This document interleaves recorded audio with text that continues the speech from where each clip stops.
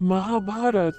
5 पांडवों से सीख सकते हैं जीवन के 5 महत्वपूर्ण मंत्र। महाभारत में पांडवों के जीवन के घटनाक्रम से हम कई गुण सीख सकते हैं। यदि उस समय के घटनाक्रम को वर्तमान के संदर्भ में देखें तो हमें कई सारी समस्याओं का समाधान मिल सकता है। महाभारत की हर कहानी हमें कुछ न कुछ जरूर सिखाती है।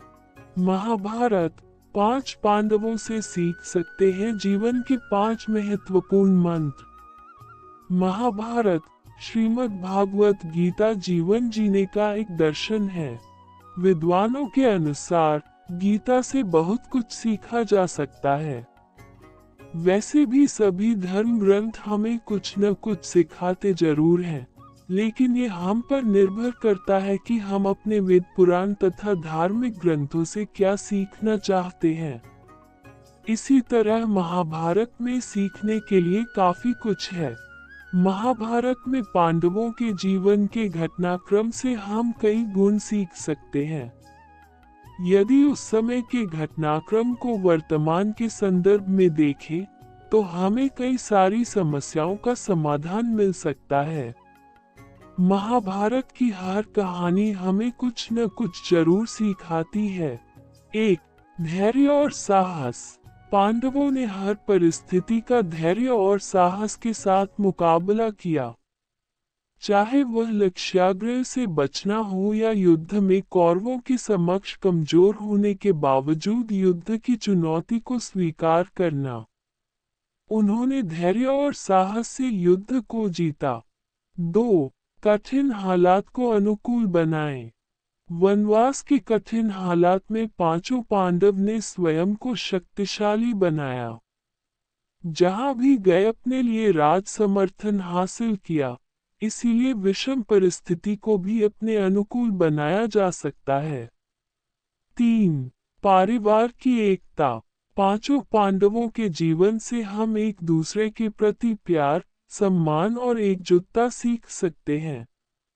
पांडव हमेशा साथ और मिलजुल कर रहते थे। इसी वजह से पांचों पांडवों ने 100 कौरवों को पराजित कर दिया।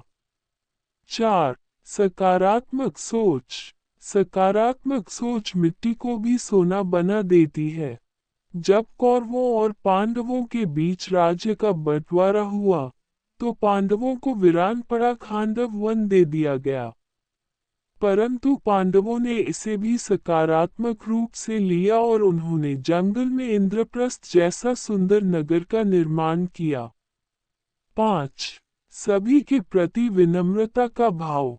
पांचों पांडव सभी के प्रति विनम्र भाव रखते थे और कभी किसी को अपमानित करने का प्रयास नहीं करते थे। उन्होंने धृतराष्ट्र को पिता का सम्मान दिया। भीष्म पितामह और द्रोणाचार्य के प्रति हमेशा आदर का भाव प्रदर्शित किया। डिस्क्लेमर: इस लेख में निहित किसी भी जानकारी, सामग्री, गणना की सटीकता या विश्वसनीयता की गारंटी नहीं है। विभिन्न माध्यमों, ज्योतिषियों, पंचांग, प्रवचनों, मान्यताओं, धर्मग्रंथों से संग्रहित कर ये जानकारियां आप तक पहुंचाई गई हैं। हमारा उद्देश्य महज सूचना पहुंचाना है। इसके उपयोगकर्ता इसे महज सूचना समझकर ही लें। इसके अतिरिक्त इसके किसी भी उपयोग की जिम्मेदारी स्वयं